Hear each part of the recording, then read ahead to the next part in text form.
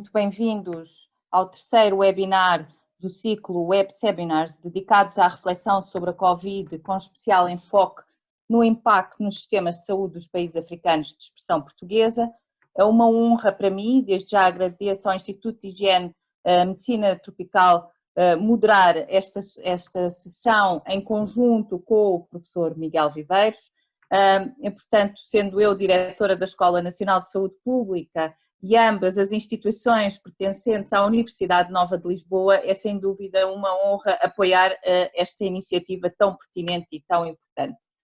Esta iniciativa surge de uma parceria entre o Instituto de Higiene e Medicina Tropical da Universidade Nova e a Associação Portuguesa de Administradores Hospitalares, a APA, e conta com o apoio da CNCLP e da Comunidade Médica da Língua Portuguesa.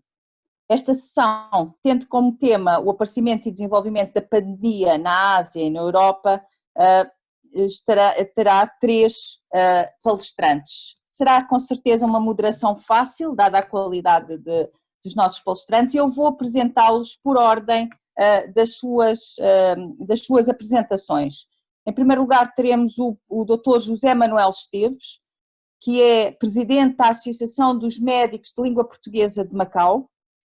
Em segundo lugar, teremos a professora Luzia Gonçalves, professora auxiliar do IHMT, da área de Bioestatística, na Unidade de Saúde Pública Internacional e Bioestatística do Instituto de Higiene e Medicina Tropical, licenciada em mestre em Probabilidades e Estatística pela Faculdade de Ciências da Universidade de Lisboa e doutorada em Estatística Experimental e Análise de Dados da mesma universidade.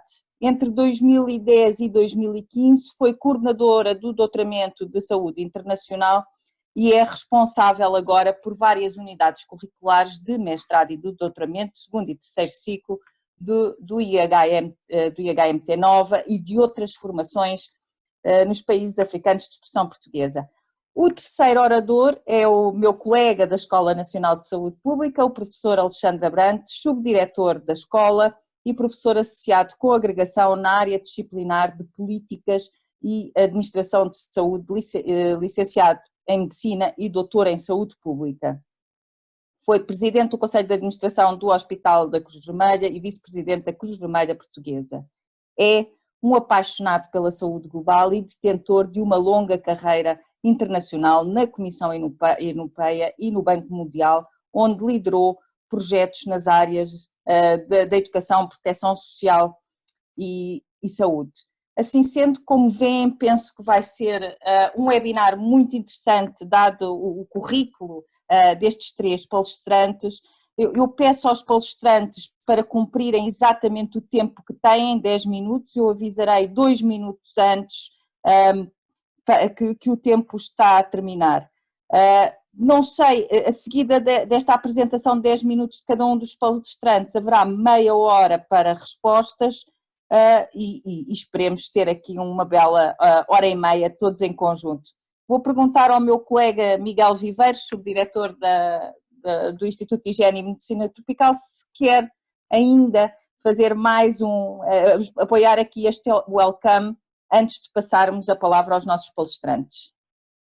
Estimada diretora da Escola Nacional de Saúde Pública, muito obrigado. Apenas saudar todos os palestrantes, agradecer a vossa disponibilidade, de colocar à disposição da comunidade de língua portuguesa toda a vossa experiência, todo o vosso know-how no que tem sido acompanhar e implementar, porque muitos de vós foram responsáveis também por algumas das medidas que alguns dos nossos governos e governos internacionais colocaram para a contenção desta pandemia e, portanto, é do maior interesse para todos nós porem à disposição da nossa comunidade o vosso saber, o vosso conhecimento e desejar-vos as maiores felicidades para este webinar.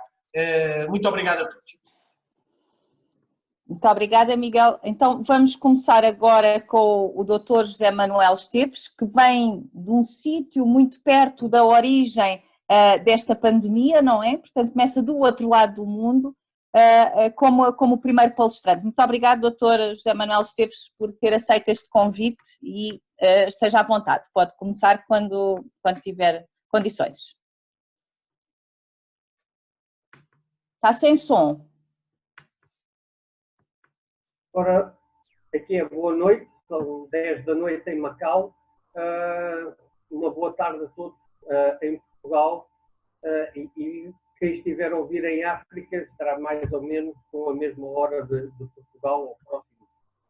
Ora bem, Macau encontra-se relativamente perto do epicentro desta epidemia que começou em Wuhan. Wuhan encontra-se a cerca de 930 km de Macau, e o meu primeiro contacto com esta epidemia foi passar as férias a Portugal, na altura do Natal e Ano Novo, e quando regresso a Macau, não reparo propriamente ainda em nada, porque quer no aeroporto internacional de Hong Kong, quer no porto interior, no terminal de férias aqui em Macau, já é habitual haver medições de temperatura. E eu, cansado de 24 horas de viagem, passo pelas medições de temperatura, são um fenómeno relativamente habitual aqui nestas longitudes, e só me apercebo de que a epidemia está em evolução,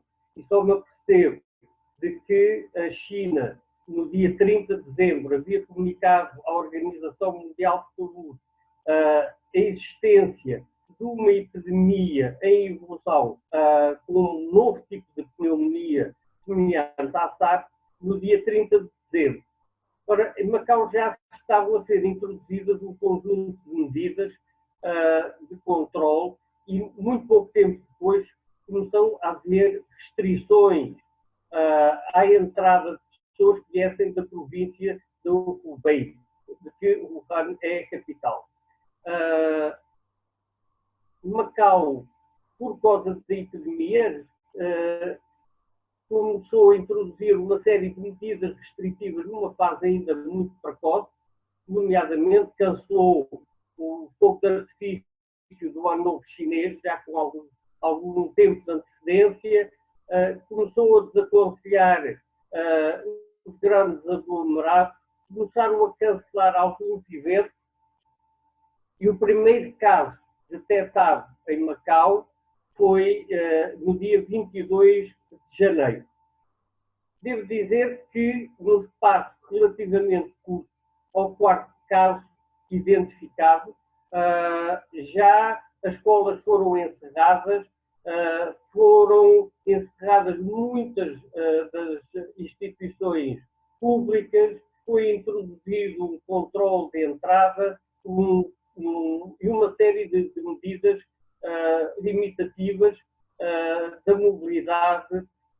Foi aconselhado de imediato o uso de máscaras por toda a população, as medidas de distanciamento social, as medidas de higiene de mãos, etc.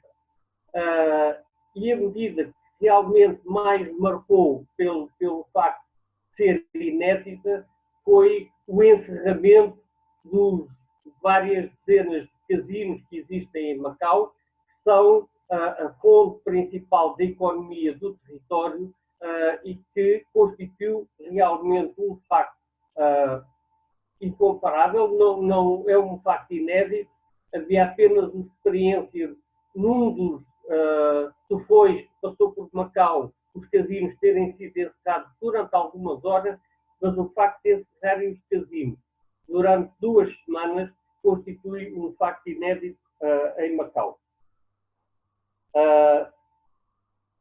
O número de casos que foram identificados com o controle das fronteiras e com as medidas restritivas que foram impostas no território, umas de acordo com as medidas, com o enquadramento jurídico existentes aqui no território, outras mais consentidas e aceitas pela população de uma forma disciplinada e voluntária. O que é um facto é que o isolamento funcionou, Nesta primeira vaga, podemos dizer assim, houve apenas 10 casos identificados, 8 dos quais importados, e uma familiar de um desses casos importados e um chofer de táxi, como casos de contágio já no interior do território. Mas, digamos assim, em Macau não ocorreu uma disseminação secundária. Macau é talvez o segundo território do mundo com maior densidade populacional e teria sido um desafio enorme para a capacidade de resposta a nível do território se tivesse ocorrido uma disseminação deste surto epidémico na população local. Macau tem a experiência consolidada de outras epidemias que são frequentes aqui na Ásia. As estruturas estão devidamente organizadas e apetrechadas, os planos de contingência estão previamente feitos e é apenas o ativar, de acordo com a evolução da situação, na sequência por etapas, portanto, que permitiram que esta epidemia estancasse, não entrasse praticamente no território e seguiu-se um período de cerca de 40 dias em que não ocorreram novos casos em Macau. Obviamente, entretanto, durante este período, a doença espalhou-se pelo mundo, chegou à Europa e há residentes de Macau, uns que se deslocaram, nomeadamente os portugueses, houve uma parte dos residentes de origem portuguesa que se deslocaram para Portugal com medo que houvesse uma propagação da doença no território e que depois, quando começou a haver a disseminação do Covid-19 em Portugal, começaram a regressar a Macau. Do mesmo modo, os estudantes do território em universidades portuguesas e outras universidades europeias começaram a regressar. Neste fluxo foi devidamente antecipado pelas autoridades, introduzido um programa de rastreio à entrada. 40% dos novos casos foram diagnosticados com as medidas de rastreio à entrada do território e todos os outros foram submetidos a uma quarentena em hotéis alugados pelo governo e onde eram submetidos um teste da ARN do vírus no primeiro dia, um ao 8º dia e um ao 14º dia. Se os 3 testes mantivessem negativos, teriam alta e poderiam finalmente entrar livremente no território. Nesta segunda vaga foram identificados 35 casos. Um dos casos evoluiu com uma forma grave da doença, devidamente tratada e recuperou. Neste momento, há 4 dias que não temos um único doente no território, todos foram tratados e tiveram alta, praticamente todas as formas foram formas relativamente ligeiras e, uma vez mais, com estas medidas de quarentena aplicadas a quem chegava de fora do território, com restrições de entrada. A partir de certa altura só podiam entrar no território os residentes do próprio território. Houve mais de 3.000 pessoas submetidas a regime de quarentena. Chegou a haver 12 hotéis contratados pelo governo da RAEM para acomodar as pessoas em regime de isolamento. Portanto, como disse, neste momento Macau está sem doentes, há 44 dias sem novos casos e há 4 dias sem doentes. Todos tiveram alta. Um pouco a imagem do que aconteceu, o histórico na China. O histórico na China, podemos dizer que há primeiro, o início do surto não foi devidamente controlado. Há uma fase inicial em que eu penso que as próprias autoridades chinesas não se aperceberam do que estava realmente ainda a acontecer, nomeadamente as autoridades provinciais e as autoridades da cidade do Wuhan. A partir de certa altura é o governo central que assume o controle e impõe uma série de medidas. Da China, e isto é o próprio da jurisdição da China, não me parece aplicável numa jurisdição como os países da União Europeia e o espaço de Schengen, a restrição de circulação entre províncias, a restrição de circulação entre cidades, restrição de circulação em Wuhan, pararam todos os transportes públicos, foram proibidos os movimentos de automóveis privados, etc. Portanto, houve uma restrição absoluta de mobilidade e um recurso a meios tecnológicos e informáticos também para manter a monitorização e o seguimento dos cidadãos infectados e dos seus contactos, que permitiu progressivamente, província a província, foram controlando a disseminação da doença.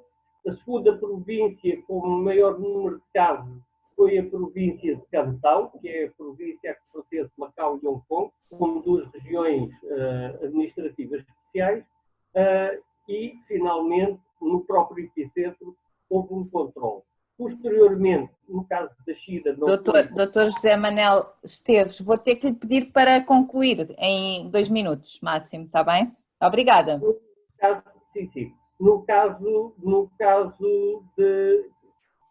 houve o controle progressivo e, entretanto, começam a voltar alguns largos milhares, ou mesmo alguns milhões de chineses que se encontravam no estrangeiro e tiveram igualmente ser enquadrados à escada para tentar limitar o aparecimento de novos clusters e a propagação novamente da doença. Queria deixar mais uma nota final, que é em que é que mudaram os hábitos das pessoas numa sociedade que já de si é uma sociedade que muito utiliza os meios eletrónicos. Nós vamos a um restaurante, fazemos o scan com o aplicativo do quadradinho na mesa, fazemos acesso ao menu através do aplicativo, pagamos através do aplicativo, praticamente o dinheiro está muito desmaterializado na China.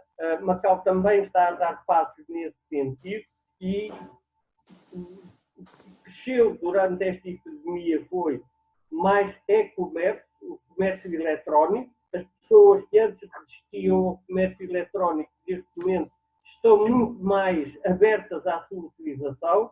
Por outro lado, muito mais comércio local. As pessoas evitam ir às grandes superfícies comerciais e preferem as lojas de proximidade nos bairros. Uma maior atenção às questões de saúde, porque depois de passarem meses a ouvir mais notícias sobre doenças, há uma maior preocupação na qualidade dos alimentos e das medidas de prevenção e implementação de saúde, mais tecnologias contactless e, como já tinha dito, uma maior desmaterialização dos meios de pagamento na China e aqui em Macau também. Muito obrigada. É realmente diferente esta última parte, estes últimos comentários que estava a falar em comparação com o nosso país e os hábitos e a cultura do nosso país. Teremos com certeza muito para discutir na fase seguinte. Vou desde já, obviamente agradeço a sua intervenção, já temos algumas perguntas a aparecer em relação enfim, a esta área geográfica específica. Vou passar a palavra à professora Luzia Gonçalves, professora de Bioestatística do IHMT, e agradecer também, obviamente, a sua disponibilidade em participar neste webinar. Faça favor. Ok. Tem uma apresentação, não é? Vai disponibilizar. Sim. Estão a ouvir? Está. Sim. Então, eu gostaria de cumprimentar, obviamente, os colegas de mesa e a audiência e, portanto, eu vou falar um bocadinho agora como é que foi a propagação da epidemia da Ásia para a Europa, com foco em Portugal, em Espanha e Itália.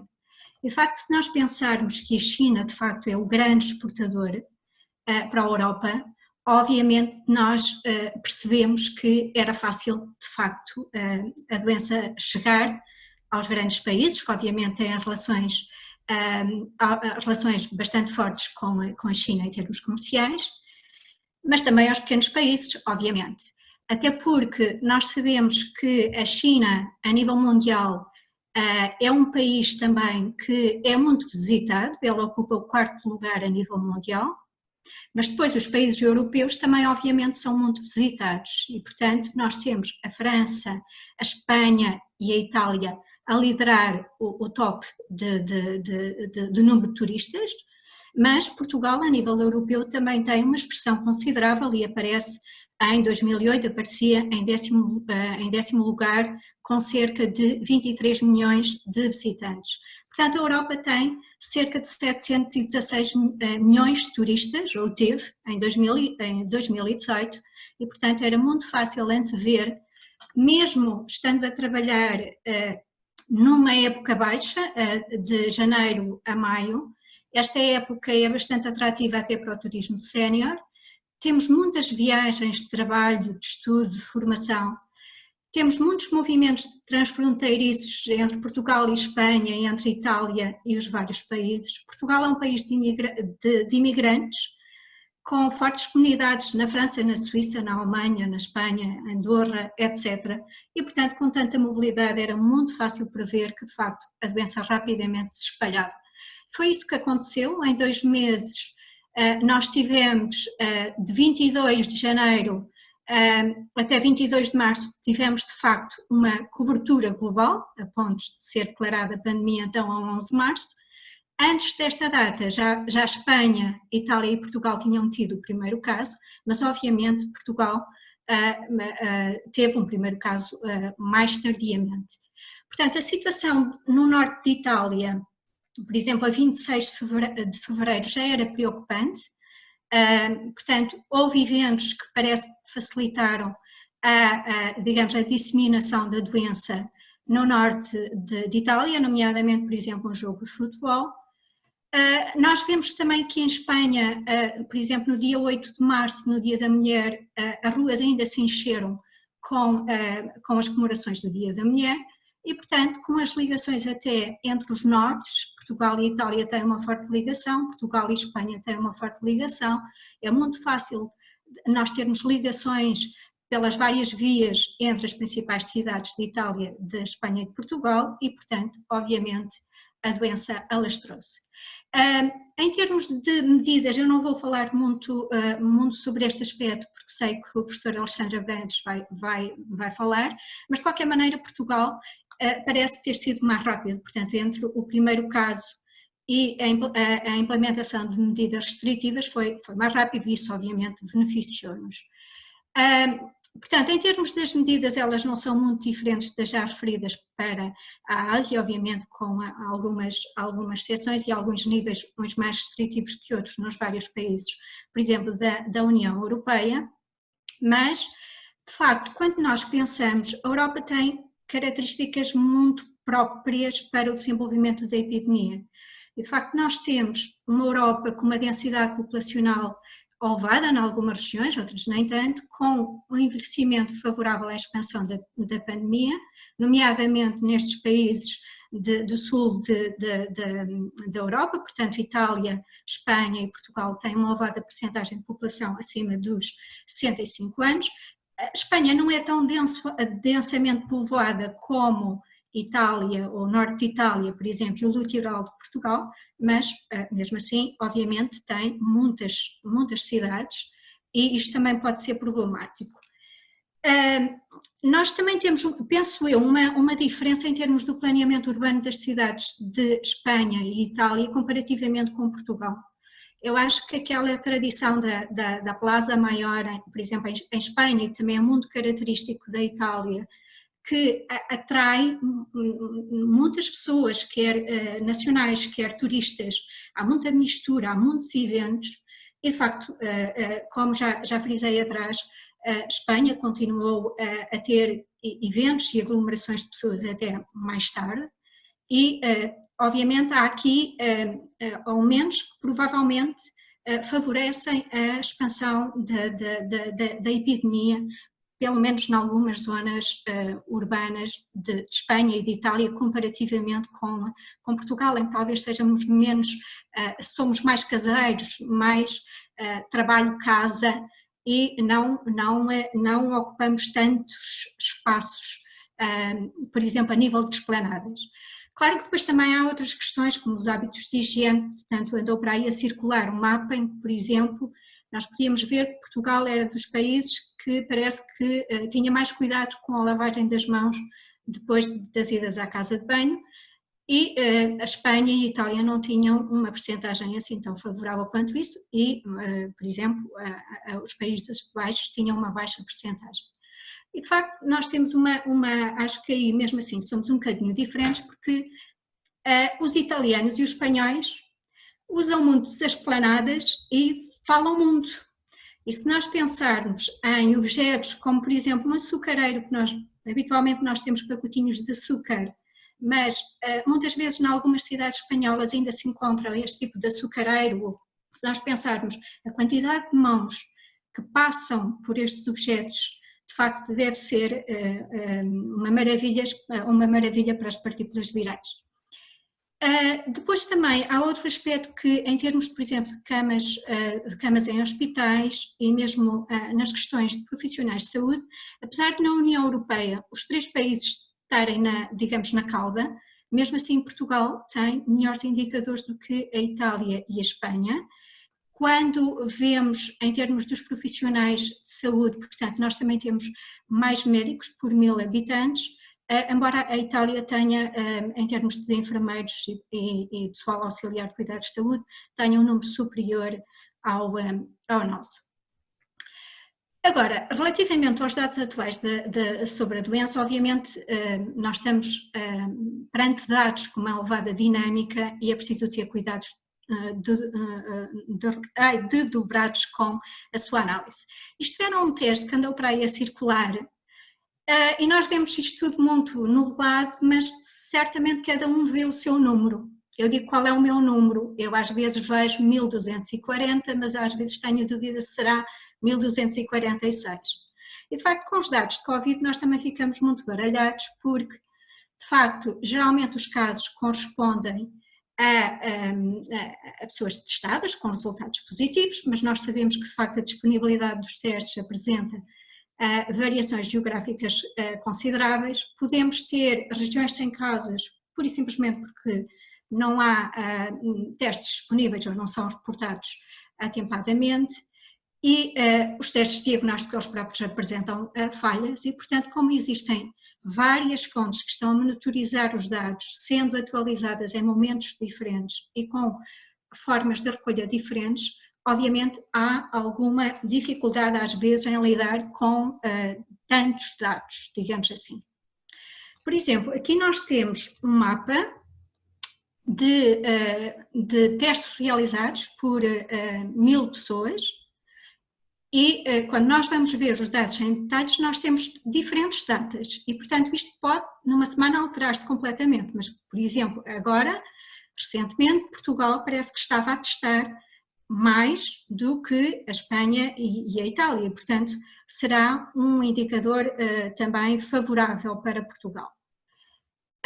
No entanto, aqui temos de ter algum cuidado. Por exemplo, eu tentei colocar os países, por exemplo, com os quais nós temos uma ligação em termos, por exemplo, de imigração, também a Suécia e os Países Baixos, e quando nós olhamos por exemplo, para estas linhas nós temos de ter muito cuidado, porque, por exemplo, Luxemburgo apresenta pessoas testadas, mas depois há outros países que apresentam testes realizados e, portanto, as comparações entre países e as ordenações entre países podem ser, obviamente, perigosas. Mas, de qualquer maneira, por exemplo, aqui nós vemos, por exemplo, que a França, a Suécia e os Países Baixos parece que têm números mais baixos, comparativamente com, por exemplo, com Portugal.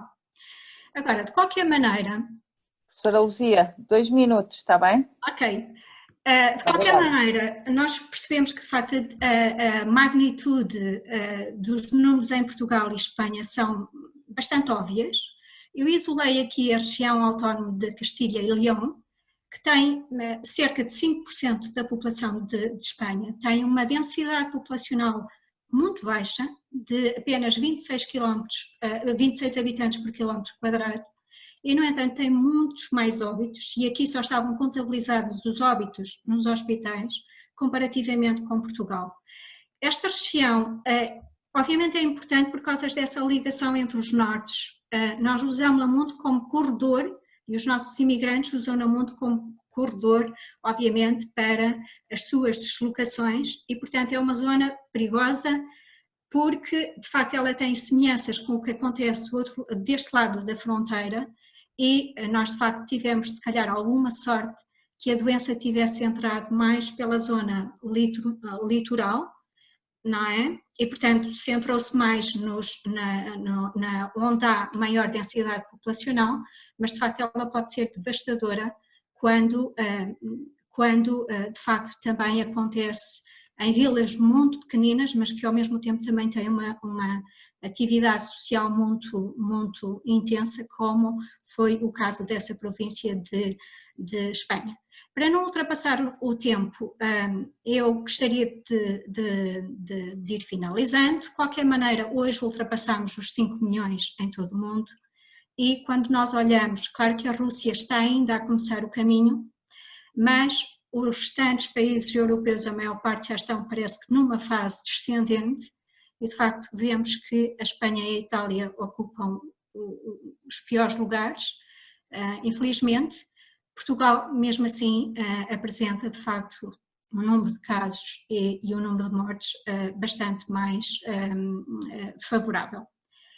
De qualquer maneira, nós temos dados ao longo do tempo e não chegamos ao fim, e obviamente estas situações podem às vezes voltar para trás. Temos uma enorme quantidade de dados, mas obviamente a qualidade ainda tem que ser afinada. E eu penso que são essenciais dados a nível micro para perceber melhor a propagação da doença ao nível local. E, portanto, eu acho que nestes meses, de facto, houve muita informação que foi produzida, houve também muita desinformação, e provavelmente nós ainda só vimos a ponta do iceberg. Provavelmente agora, com as novas planadas, com as novas medidas de distanciamento, aqui deixo um exemplo de uma esplanada da Alemanha, talvez nós possamos de facto clarificar determinados aspectos, mas às vezes nós temos a sensação de que parece que só sei que nada sei. Mas este é também o caminho para produzir ciência, sem dúvida. E, portanto, termino agradecendo a vossa atenção.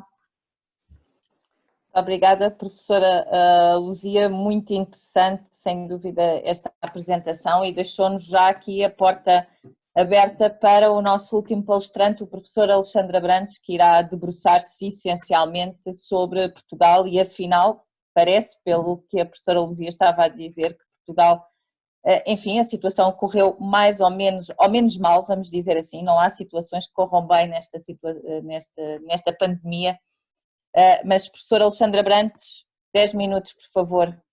Obrigado, Carla, por me passar a palavra. Boa tarde para todos os participantes. Vejo aqui que estamos 109, aqui juntos, uns tantos do lado dos que falam e do outro lado dos que fazem perguntas e que estão a ouvir. Queria passar 4 mensagens. A primeira mensagem tem a ver com a pergunta: realmente houve um verdadeiro problema em Portugal, ou isto foi só uma gripezinha, como se disse no início de fevereiro? A segunda pergunta que eu vou tentar responder é: as autoridades portuguesas responderam bem e responderam a tempo? A terceira pergunta que eu ia responder era: os portugueses aderiram às medidas do governo ou não, e em último, esta combinação de medidas do governo e resposta do público tiveram algum impacto ou não. Isto são uma série de trabalhos que uma equipa da Escola de Saúde Pública, constituída pelo André Vieira, o Vasco Ricoca Peixoto, o Pedro Aguiar e eu próprio, temos vindo a realizar e temos publicado no barómetro da Covid no nosso site da escola e, portanto, é daí que vem essa informação. A primeira pergunta, houve ou não um excesso de mortalidade? Morreram mais pessoas este ano do que morriam habitualmente por gripe.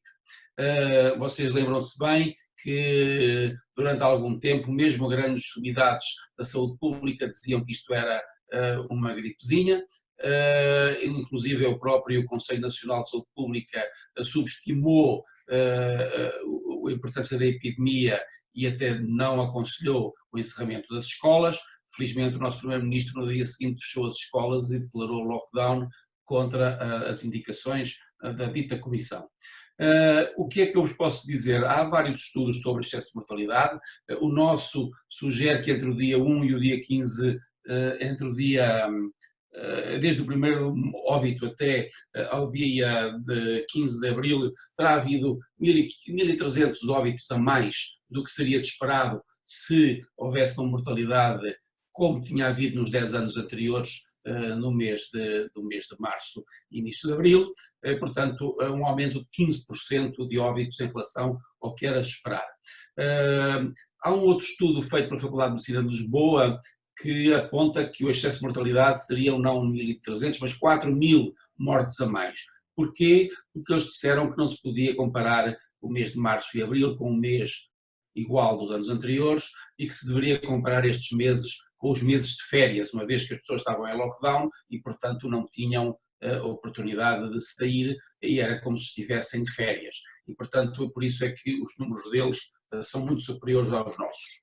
A segunda coisa que eu vos queria dizer sobre isto é que estes 1.300 mortes a mais não afetaram a população toda. Concentraram-se extraordinariamente nas pessoas com mais de 75 anos.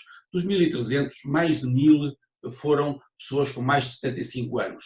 E para vos dar uma ideia, já o grupo de 65 anos a 74 só houve um excesso de mortalidade de 64 óbitos. Portanto, a mortalidade concentrou-se extraordinariamente nas pessoas com idades mais avançadas.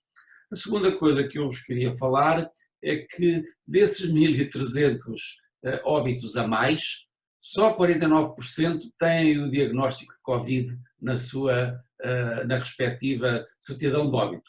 51% do excesso de óbitos é por causa externa, não necessariamente, por causa natural, mas não necessariamente por Covid.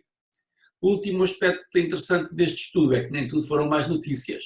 Durante o tempo do confinamento, as pessoas não saíram à rua, os bandidos ficaram em casa, os carros ficaram na garagem e, portanto, as mortes por acidente e por causa externa reduziram-se substancialmente. Não para compensar o aumento e o excesso de óbitos por Covid, mas, enfim, nem tudo foi mau do ponto de vista de saúde durante a época do confinamento. Passava agora à segunda pergunta, que era se Portugal atuou cedo ou atuou tarde.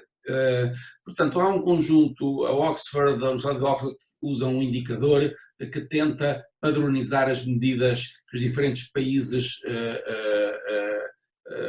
adotaram, chama-se o Stringency Index, eu não vou entrar no pormenor, o que eu vos quero dizer é que o Stringency Index de 80 corresponde mais ou menos ao que nós chamamos o lockdown.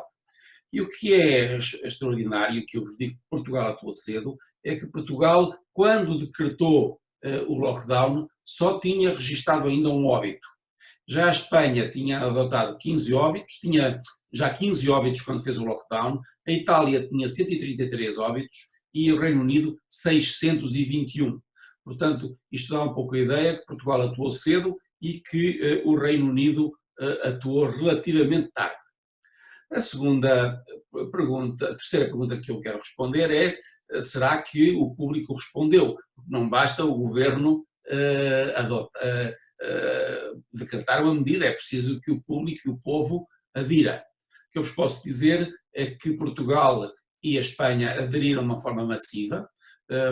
Tenho aqui alguns números, por exemplo, os portugueses reduziram as suas deslocações às lojas de retalho e atividades de lazer em 83%, reduziram as idas aos parques e de passeios 80%, e até os transportes públicos reduziram a sua utilização em 80%. Isto é muito elevado quando vocês comparam, e foi de repente, mal se fez o lockdown, os portugueses entraram no lockdown e reduziram a sua mobilidade. Já no caso da Itália e no caso da Inglaterra, por razões diferentes, provavelmente, a coisa não aconteceu assim. Por um lado, os italianos não implementaram as medidas todas de uma vez. Foi aos poucos, demoraram quase 10 dias a ir desde as primeiras medidas a terem o lockdown completo. E, portanto, durante esse tempo, as pessoas fizeram tudo o que vocês possam imaginar, inclusive fugindo da Lombardia e indo para outras regiões. O segundo aspecto é que os italianos, um pouco mais indisciplinados, se calhar, que os portugueses e os espanhóis, só aderiram em cerca de 70%, portanto houve 30% que não aderiram às medidas e continuaram a fazer a sua vida. Na Inglaterra, as medidas foram tomadas também de uma forma mais progressiva, mas mais rápida que na Itália, mas aí o problema foi o inglês, por natureza, não gosta da intervenção governamental e, portanto, houve uma grande resistência a que o Estado dissesse às pessoas têm que fazer isto ou têm que fazer aquilo, e a adesão às medidas foi a mais baixa de todas, só 60% dos ingleses aderiram às medidas do lockdown, os outros continuaram a fazer a sua vida. Finalmente, a pergunta que eu vou tentar responder, então se o governo atuou cedo, se o povo português aderiu às medidas, a pergunta que está em questão é, isto deu resultado ou não?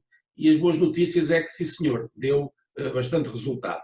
Portanto, do dia 1 até ao dia 15 de abril, portanto 2 semanas depois do lockdown, começou-se a registrar uma redução de 25% no número de óbitos, de 23% no número de casos e de 53% no número de casos graves.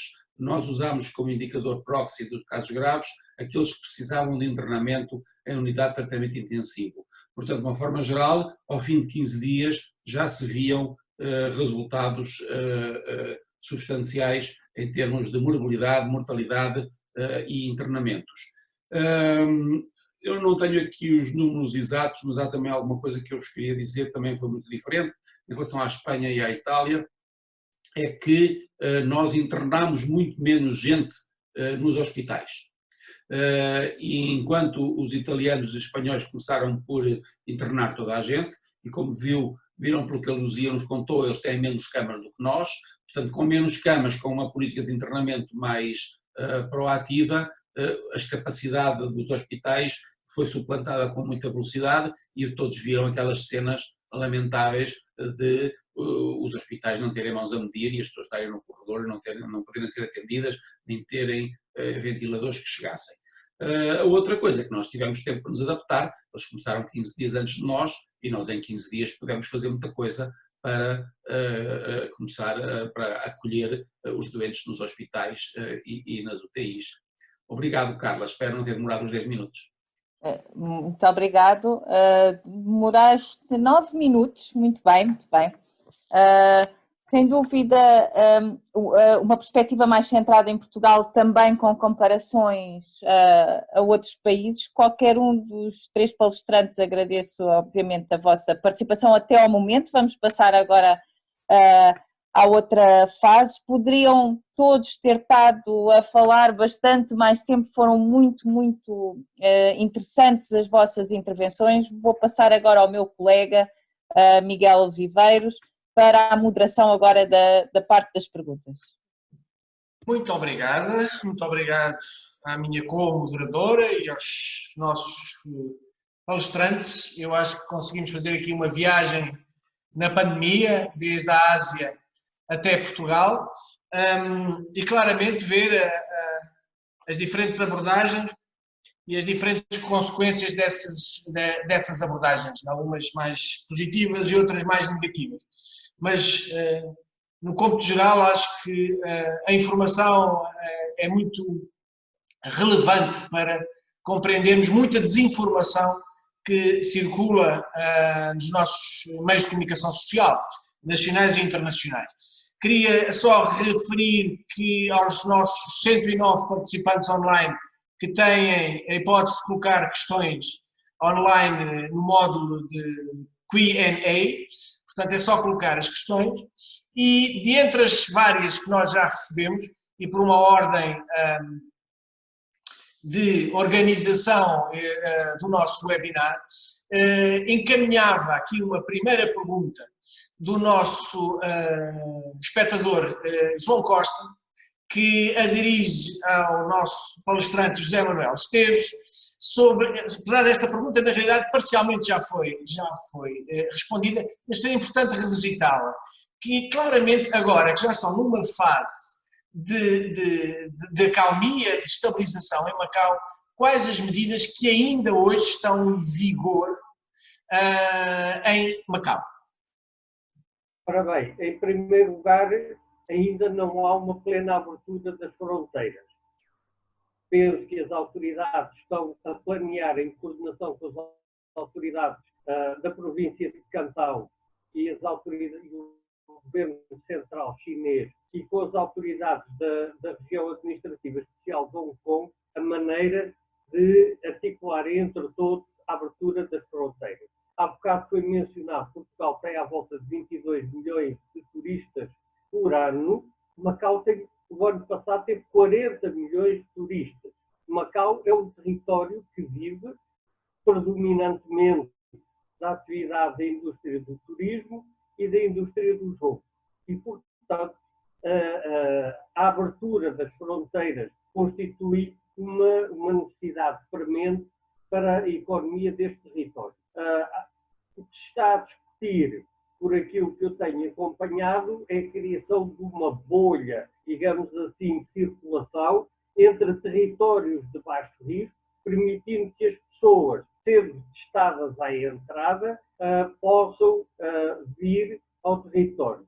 Neste momento, as restrições de circulação dentro do território são praticamente inexistentes, as escolas voltaram a funcionar, esta semana vão abrir também as escolas do ensino primário, os estudantes dos anos mais adiantados já estão a ter aulas com presença física e neste momento, como não há casos no território, é uma questão apenas de confirmação da segurança de quem vem de fora para não haver casos importados. Neste momento, a grande preocupação é evitar a entrada de casos que possam não ser detectados e que possam dar origem a clusters no território. E, portanto, a principal limitação é esta.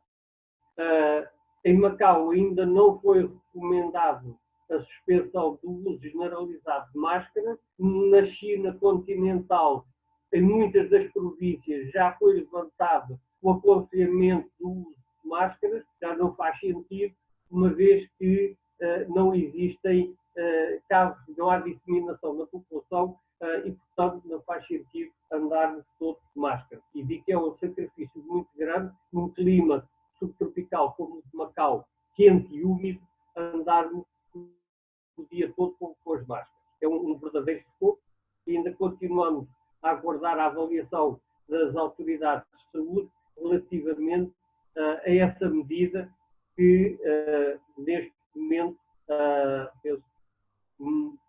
a avaliar pela experiência do interior da China, será para breve também um levantamento do aconselhamento dessa medida. Mas, basicamente, neste momento, a única grande diferença é que a passagem da fronteira está ainda sujeita a vários condicionalismos, só determinadas profissões, os residentes aqui de Zhuhai, que é a cidade colada a Macau, que é talvez 3 vezes o tamanho de Lisboa, e há muitos trabalhadores em Macau que residem do outro lado da fronteira, que já vão podendo circular livremente, submetidos a testes. Os testes são feitos com validade por uma semana e depois têm que ser sucessivamente repetidos todas as semanas. Portanto, estamos à espera que, talvez no princípio do mês de junho, passemos a circular mais livremente, sempre sujeitos ao teste. Muito obrigado. Acho que ficou claro que ainda se mantém, certamente será um cenário que se vai repetir nos outros locais que estão neste momento a evoluir para alguma acalmia. E dentro da mesma linha, e é uma preocupação que eu creio que se estende a todos nós, João Blasques Oliveira pergunta se há algum estudo feito na Europa e em Portugal, em especial sobre a relação entre os movimentos de viagens aéreas e a expansão, o desenvolvimento desta epidemia. Isto claramente relacionado com o facto que em breve a Europa pretende abrir as fronteiras aéreas, aliás já há mais voos cada vez mais a circular na Europa e posteriormente no mundo. E pergunta então, João Blasques Oliveira, se existe algum estudo, uma vez que no início da epidemia claramente se apontou que haveria uma relação entre o volume de contactos aéreos entre a China, a Europa, os Estados Unidos e o mundo em geral e a disseminação da epidemia, e eu esta pergunta encaminhava para a Luzia Gonçalves. Sim, existem alguns estudos, mais a nível, por exemplo, até das deslocações em cidade, mais por via terrestre. Por exemplo, Estocolmo reduziu, pelos vistos, segundo um estudo, em 75% o volume de trânsito. E, portanto, há alguns estudos sobre mobilidade, agora, daí até estabelecer uma relação direta, obviamente pode ser complicado.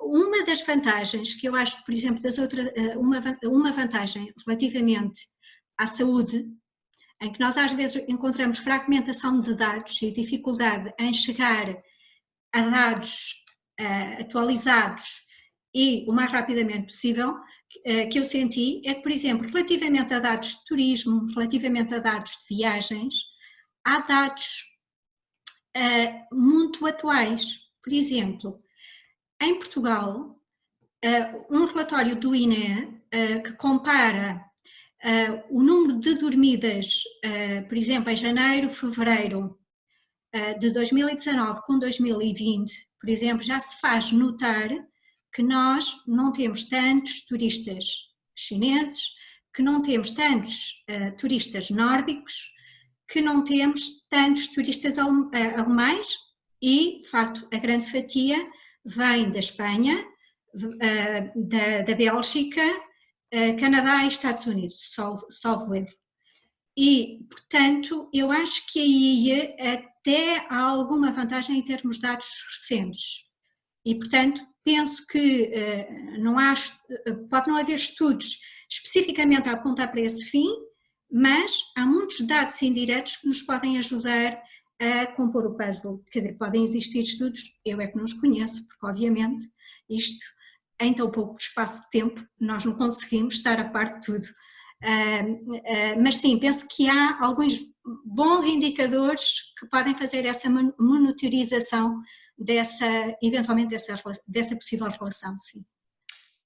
Obrigado, Luzia. Isso leva-nos, a tua resposta e a evolução do nosso debate leva-nos agora a uma pergunta colocada por, só um segundo, que é, aqui entre João Costa e Hamilton Mutemba, que se colocam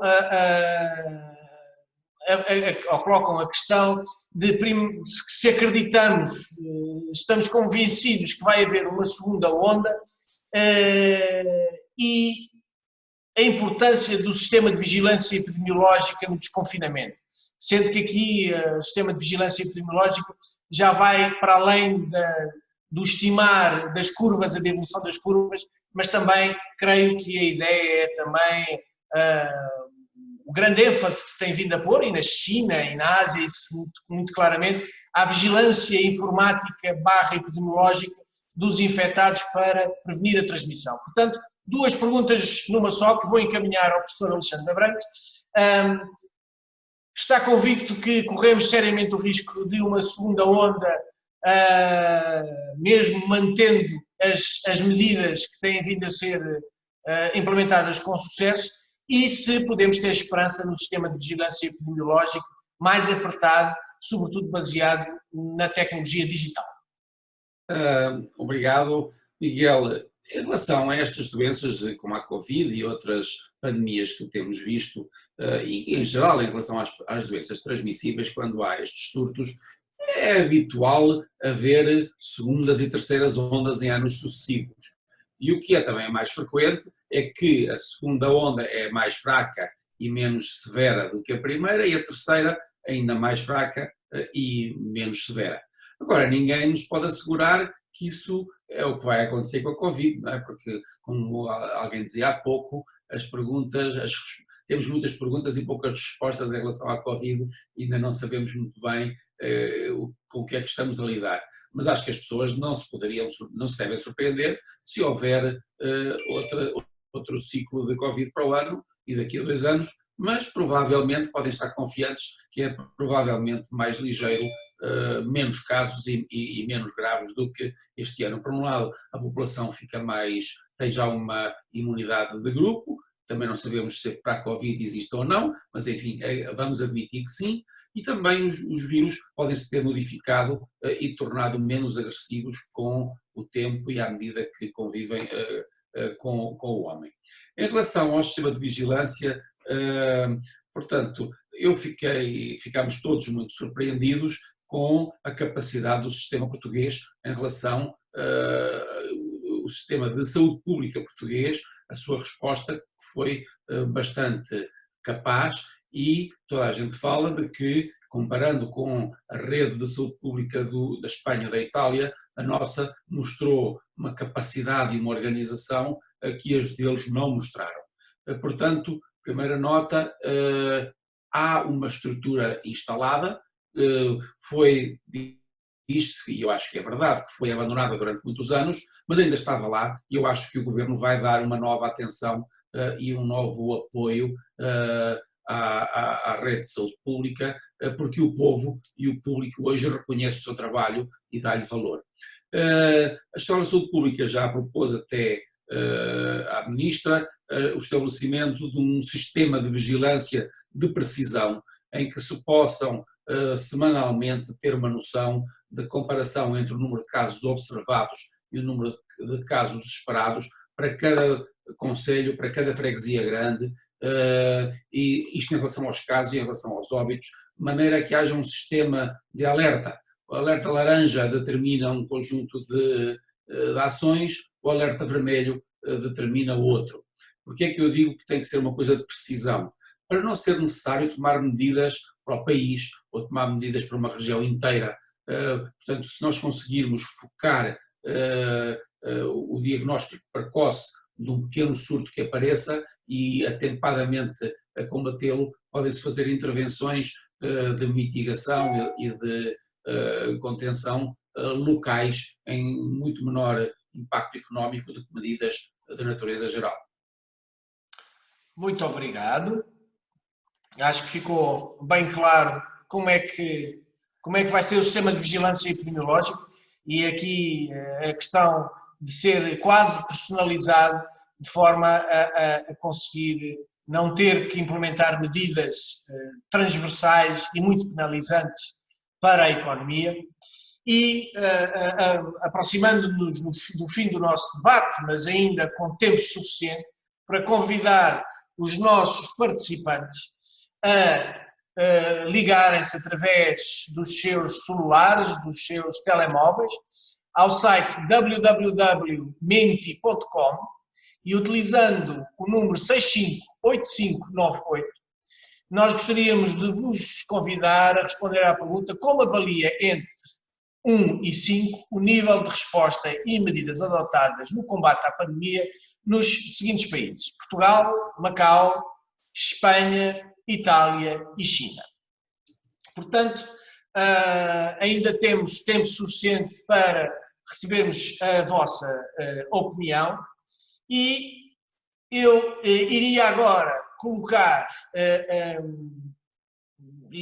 insistindo ainda no professor Alexandre Abrantes, uma questão aqui muito pertinente, que obviamente receberá contributo de todos os outros palestrantes, que é uma espécie de, não é mistério, mas é um enigma que muitos nos perguntamos, se podemos assumir, comparativamente com os outros países, que a grande maioria dos casos em Portugal foram mais leves, sem muita gravidade, e o tratamento foi o facto também de termos implementado o sistema de monitorização dos doentes à distância e só haver internamento quando havia indicadores de gravidade, mas mesmo assim os números mostram que mesmo os portugueses acima dos 70 anos temos uma percentagem bastante elevada de recuperações sem internamento.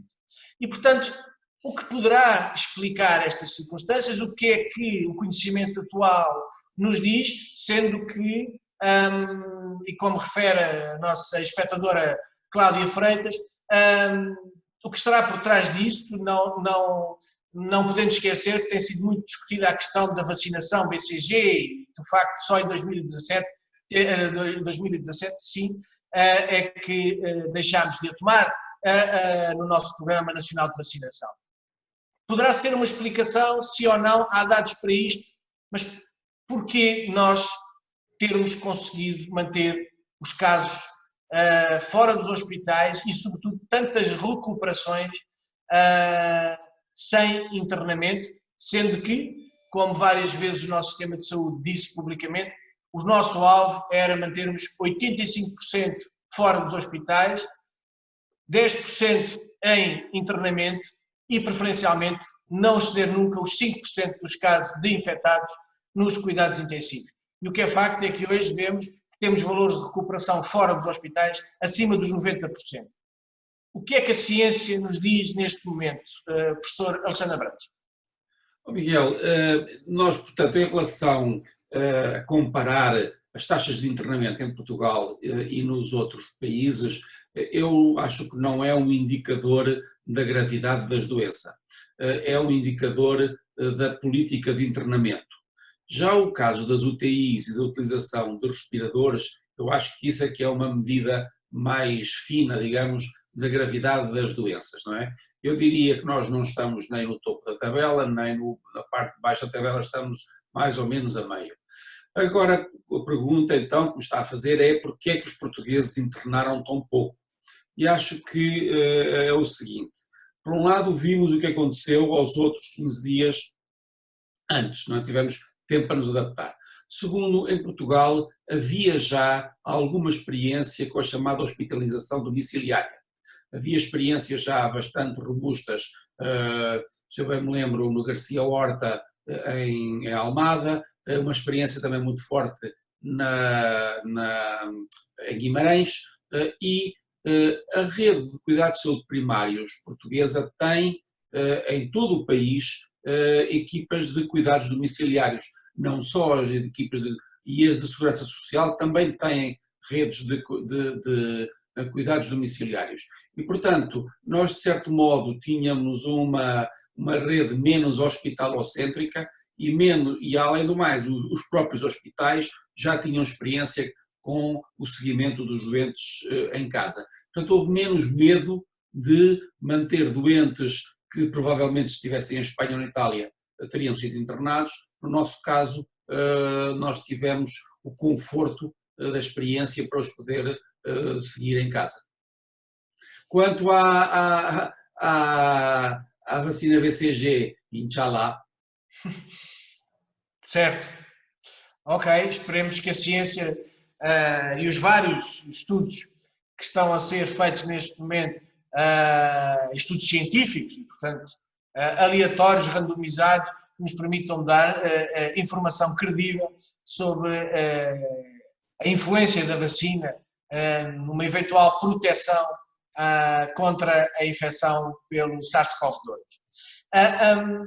E voltando agora, indo um pouco à Luzia, exatamente numa perspectiva, para fugir um bocadinho ao âmbito médico e ao abordarmos esta pergunta que um dos nossos espectadores coloca, numa perspectiva de política e abordagem social, há um espectador que refere que nos países em vias de desenvolvimento não se tem vindo a verificar o mesmo sucesso das medidas de confinamento que se verificou na Europa e na Ásia, em particular China, Macau, porque estas medidas de confinamento estão a aumentar a tensão social, a violência e não estão a permitir efetivamente o distanciamento social que se pretendia, bem pelo contrário, e portanto, eventualmente este modelo não será o mais adequado para países em vias de desenvolvimento.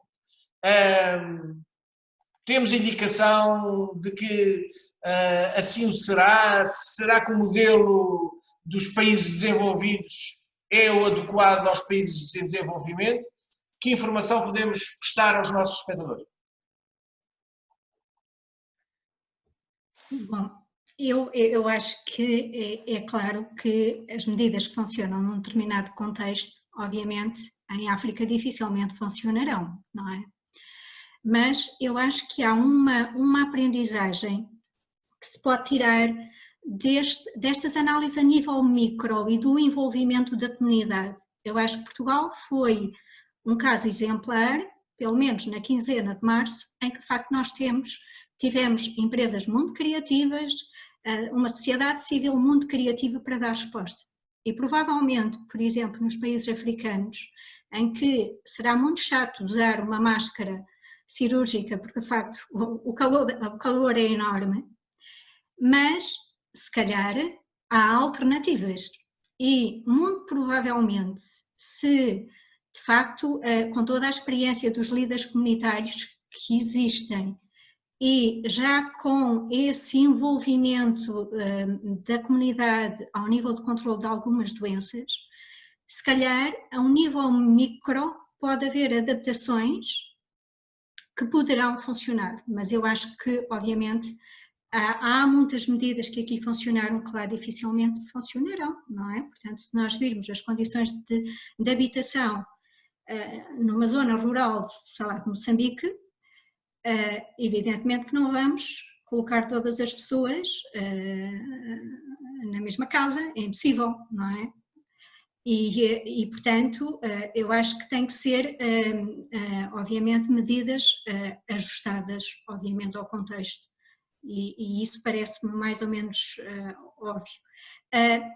Muito sinceramente, não acompanhei muito nomeadamente, por exemplo, como a África do Sul já tem um processo mais longo e mais casos, não me lembro de ver nenhum estudo, por exemplo, específico sobre algumas medidas, porque de facto é difícil estar a par de tudo, mas obviamente eu acho que há experiências da Europa que se calhar podem ser pensadas para os países em vias de desenvolvimento e, portanto, tal como nós beneficiamos das experiências dos outros países, obviamente também isso poderá funcionar, obviamente com adaptações muito profundas para os países africanos.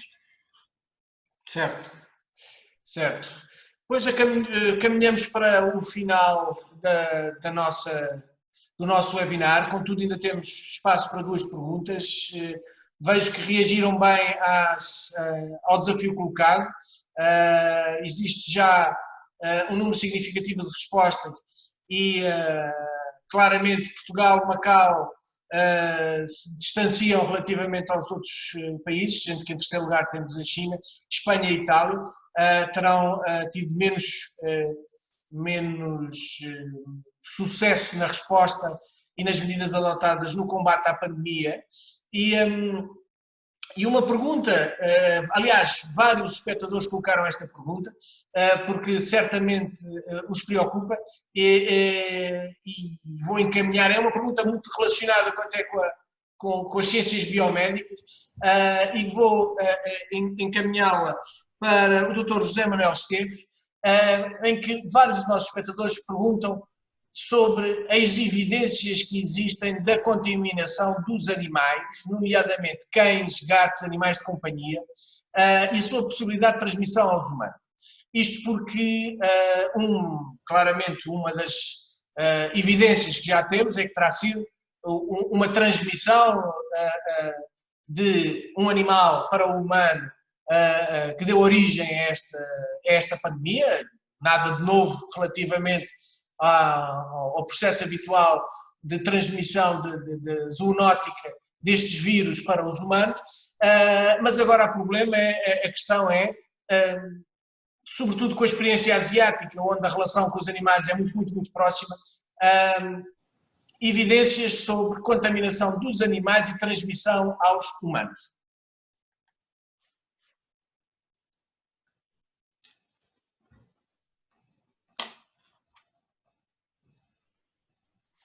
Ok. Já me percebi do microfone. Eu estava a dizer, não andei a fazer pesquisas e aquilo que posso citar, para além das informações que foram prestadas relativamente ao estudo da genética do vírus, que foram feitas pelas autoridades chinesas e que relacionavam sucessivas mutações, algumas das quais, neste momento, já há dados que contradizem um pouco, relativamente quais os animais de origem. Isto foi havendo uma evolução à medida que a epidemia ia progredindo e, portanto, os animais, digamos assim, que teriam participado na cadeia de transmissão até aos humanos, têm variado um pouco. Como se disse há bocado, há muitas dúvidas e poucas certezas em relação à questão do vírus. Já há casos documentados é que tem apresentado passagem de humanos para animais domésticos, inclusivamente para cães, e, portanto, nesse aspecto, os chineses, nas grandes cidades, têm talvez características semelhantes às grandes cidades europeias. Nós também temos os nossos animais domésticos e eles também têm. Aqui em Macau é normalíssimo ver as pessoas andar a passear o cão, tal como eu faço quando vou a Portugal e ando a passear o meu cão. Portanto,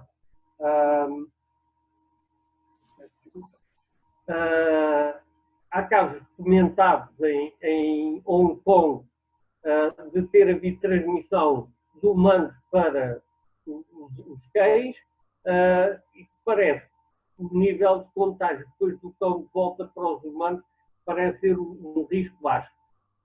E isto tem sido uma questão que causa preocupação, que as pessoas que têm os animais domésticos ficam preocupadas se o animal doméstico se pode transformar num foco de propagação da doença ou não. E até agora não vi nenhum estudo conclusivo que tivesse comprovado essa transmissão. Mas, como lhe digo, são casos anedóticos, são informações esporádicas que vão surgindo e não há propriamente uma informação em larga escala sobre isto. Muito obrigado. Vou só mesmo colocar uma última pergunta e encaminhá-la ao professor Alexandre Abrantes, porque há alguns dos nossos espectadores que perguntam, concretamente e em forma de encerramento do nosso webinar,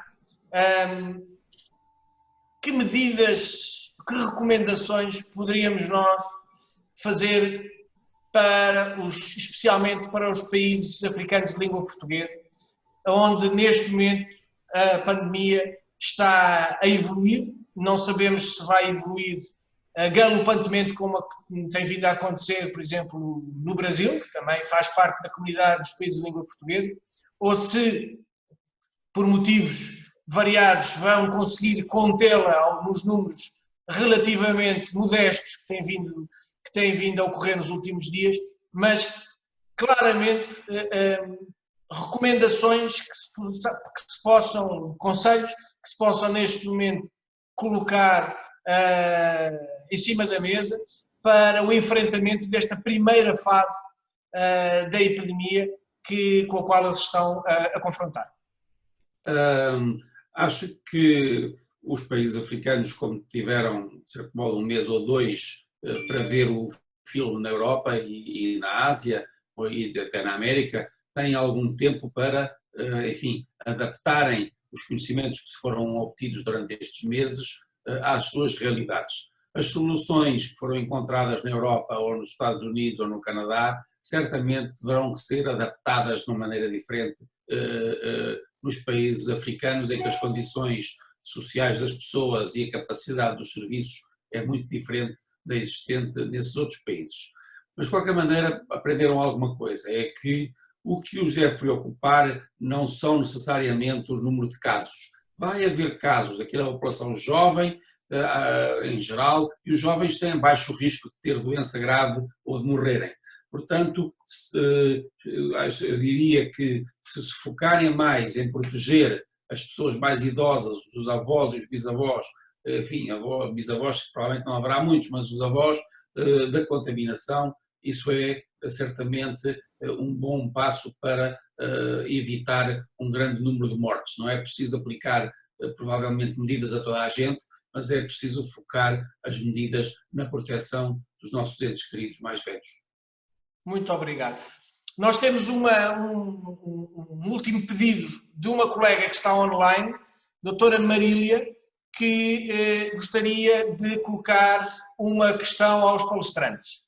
Portanto, vou pedir à nossa Regi que dê a palavra à doutora Marília Cabral. Doutora Marília? Bom, se ela conseguir... Doutora Marília, tem que ligar o seu microfone.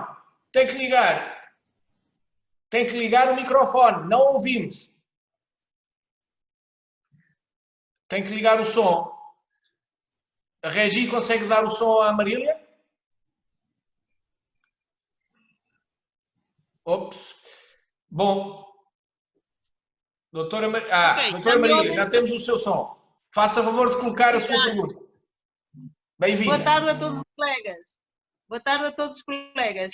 Olha, eu tenho 2 questões. A primeira tem a ver com a doutora Luzia, que mostrou que é um estudo estatístico vosso, em que vocês conseguiram ver pelos serviços de hotelaria o número de estrangeiros que entrou, portanto, turistas que entrou em Portugal.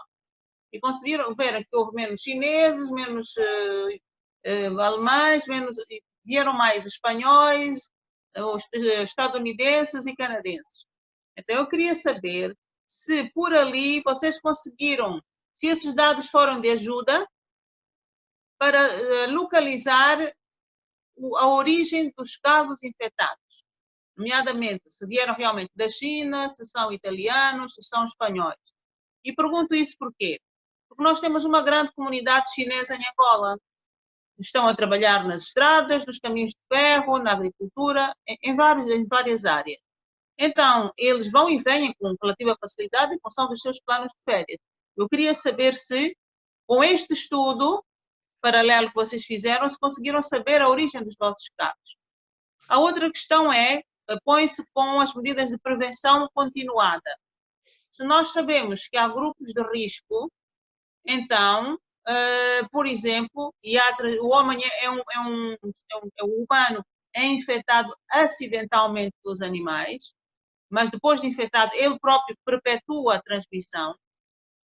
Eu gostaria de saber qual é a vossa opinião, no sentido de, por exemplo, com relação aos madeireiros, aos caçadores, que aqui em Angola são N, quando vão para a selva, portanto, para as florestas, para a sua atividade, ao regressar à cidade, se não seria uma boa medida nós fazermos a testagem, controlar a febre e fazer testes para Covid e, portanto, pô-los em quarentena ou domiciliar ou institucional.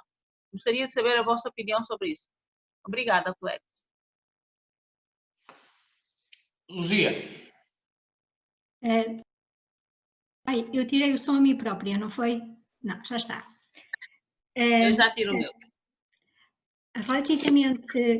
Relativamente aos dados sobre o turismo, portanto, não é um estudo com dados primários, portanto, eu referi apenas um relatório do INE.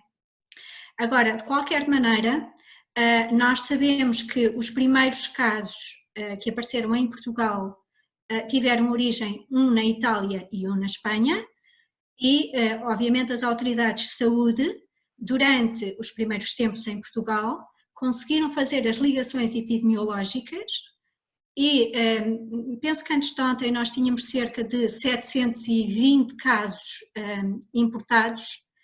Eles também devem traduzir o facto de nós termos fortes comunidades de imigrantes, não só na Espanha como na França, porque eram, digamos, as origens que dominavam. Tínhamos também, por exemplo, os Emirados Árabes Unidos, também ainda com uma expressão considerável, mas basicamente a origem era França, Espanha, Itália. Depois, obviamente, cresceu. No início tínhamos, por exemplo, 19 casos cuja origem era Itália, e obviamente depois com o fecho das fronteiras, dos voos, esse número estabilizou e, portanto, há muito tempo que nós não saímos dos 19 com origem de Itália, penso eu, portanto, obviamente, Portugal foi exemplar nesse primeiro controle das pessoas que tinham viajado, obviamente para zonas críticas, e durante muito tempo, de facto, nós conseguimos seguir e perceber qual tinha sido a origem desses primeiros doentes, ao contrário de outros países, em que, obviamente, quando se detectou a doença, ela já estava espalhada pela comunidade, e isso não foi possível. Relativamente à questão dos grupos de risco e de alguns profissionais, se eles trabalham eventualmente mais ao nível das florestas, provavelmente não acrescentarão risco, não sei, a não ser pelos seus hábitos de higiene e pelas partilhas. Portanto, não sei se percebi bem a pergunta, se era ao regressarem do seu trabalho, do corte da madeira, etc., se deveriam ser postos em quarentena. Não sou da área, no entanto, não me parece que seja eventualmente necessário, mas, obviamente, conhecendo melhor o contexto, portanto, provavelmente as autoridades locais conseguem dar uma resposta mais apropriada do que a minha, certamente. Certo, Luzia, muito obrigado. Eu queria só dizer duas coisas. Caminhamos então para o fim do nosso webinar. Ainda temos um número significativo de perguntas que não foram respondidas, mas que serão respondidas depois por escrito às pessoas que as colocaram e aos espectadores que as colocaram na nossa plataforma, agradecendo a todos, pedindo desculpa àqueles que pediram para intervir, mas que não foi possível ligar, uma vez que 1h30 é o tempo máximo dos nossos webinars, mas gostaria muito de pedir agora aos nossos palestrantes uma mensagem final do que foi esta aprendizagem também comum sobre esta temática durante este webinar, e uma mensagem para os nossos espectadores antes de encerrarmos, relembrando aos nossos espectadores que no final há um inquérito sobre a satisfação do webinar, medidas a melhorar, e que nós gostaríamos de vos convidar a responder. Dr. José Manuel Esteves, um abraço e um agradecimento especial, tal como a todos os outros palestrantes. Passo-lhe agora a palavra e depois terminamos com a nossa presidente, da diretora da Escola Nacional de Saúde Pública, Carla Nunes, encerrando o nosso webinar. Eu diria apenas, agradeço terem-me convidado, foi um prazer participar nesta agradável conversa, penso que aprendi com os outros palestrantes também. Eu tenho só um minuto para fazer uma pequena referência. A doutora Marília há bocado estava a levantar uma questão de mobilidade dos chineses, entram ou saem da Angola, etc.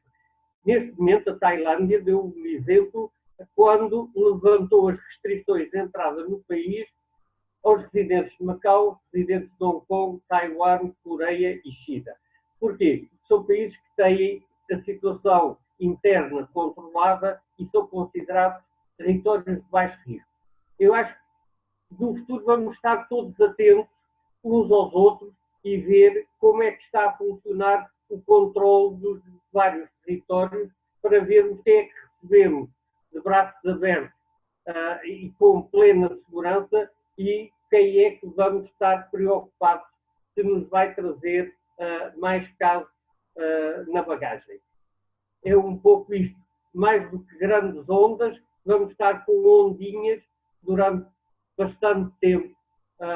É um pouco como a água do mar batida pelos ventos.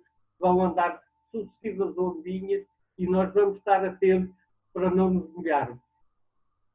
Muito obrigado, Dr. José Manuel Esteves. Desejo-lhe uma boa noite descansada, porque já são meia-noite em Macau, e obrigado por este esforço, 11h30, por este esforço acrescido, já fora de horas, de se juntar a nós.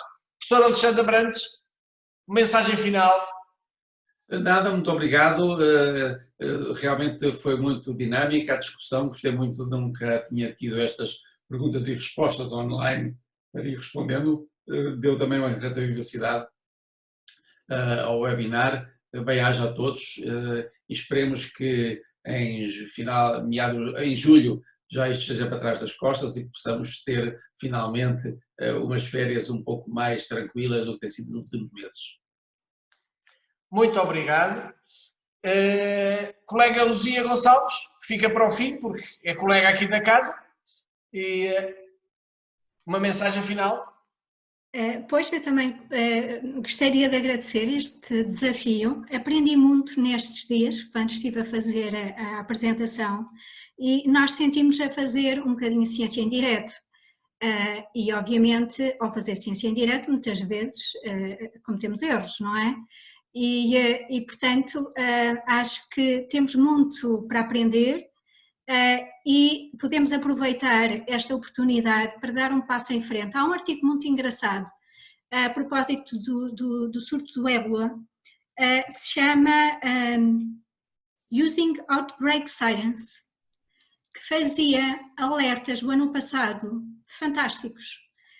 E portanto, eu gostaria de poder aproveitar esta oportunidade para deixar ferramentas para no futuro, quando haja próximas epidemias ou pandemias, que houvesse uma estrutura montada que funcionasse imediatamente. E portanto, muito obrigada. Obrigado. E agora passo a palavra à nossa moderadora-chefe, professora Carla Nunes, não sem antes agradecer, não sei agora, a quem respondeu ao inquérito e que o resultado que deu, não fomos nós que manipulámos o resultado certamente, é que o webinar foi excelente. Portanto, isto é claramente uma mensagem a ser encaminhada aos nossos palestrantes e a todos os espectadores que se mantiveram em linha, e ainda temos 85 dos quase 120 que estiveram connosco, e agora ainda temos um reforço para muito bom, o que mais vos agradecemos. Espetáculo, bom, isto não para. Professora Carla Nunes, eu acho que temos que encerrar, senão vamos ficar muito sensibilizados por tantas palavras de apreço para com este webinar. A palavra é sua. Muito obrigada, então, a todos os palestrantes. Como a mim, agradeço novamente esta honra de terem convidado a Escola Nacional de Saúde Pública a participar nesta iniciativa, juntamente com os outros parceiros que já foram aqui identificados. Sem dúvida, o papel da academia e com os parceiros do terreno tem sido muitíssimo útil, penso eu, para toda a sociedade, para a ciência, para todos os decisores.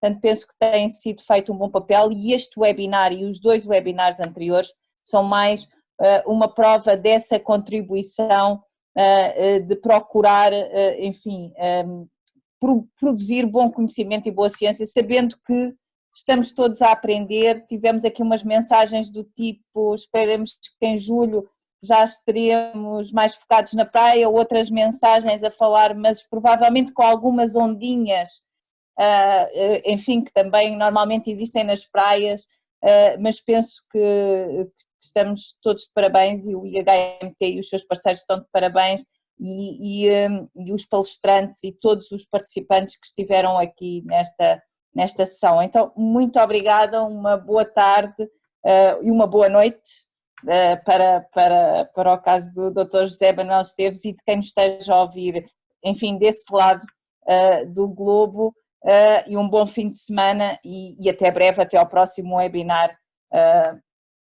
organizado. Muito obrigada, boa tarde, foi um prazer.